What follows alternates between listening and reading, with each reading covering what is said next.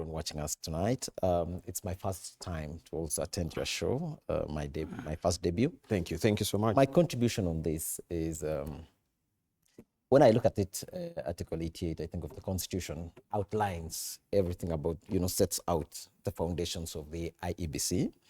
And during the NADCO report, which of course set out the team that was going to select the commissioners.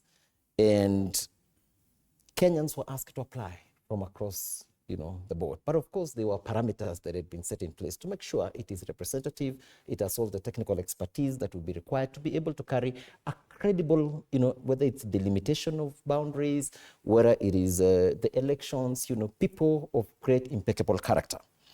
And so to say, about 340 fantastic Kenyans applied for those positions. Of course, there's the entire period of assessment until they came up with the list of the 7 or so who have been forwarded to Parliament for further, for Parliament to be able to also assess them.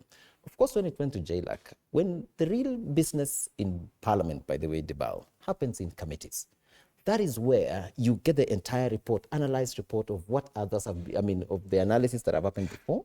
And we have a team also in Parliament of experts. We have people from the HR, we have, lawyers who now go and debunk areas of weaknesses that we think we need to look into.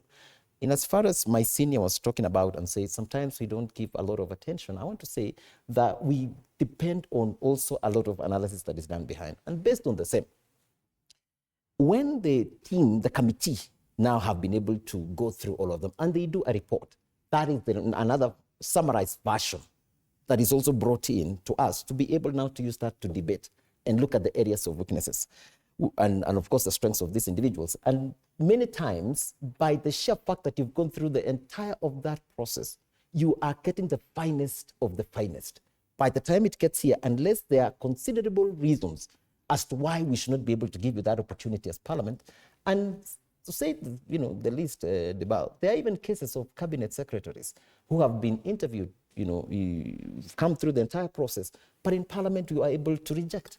It has happened as such. So it would not be right to maybe what my colleagues here are saying, that sometimes it comes to Parliament, we're just able to pass. No, that has not been the case. So in this particular one, when you look at all the representations, I think the selection panel did a fantastic job. And these people who have been able to be selected might be able to take this country forward. Now, finally, I wanted to also mention that even IEBC itself, we are talking about commissioners who will be in the forefront, giving the directions and the policies. But behind it is a secretariat, a complete house, of experts also behind. So the people that we are selecting, because of the sensitivity that it happens, Kenya is so political.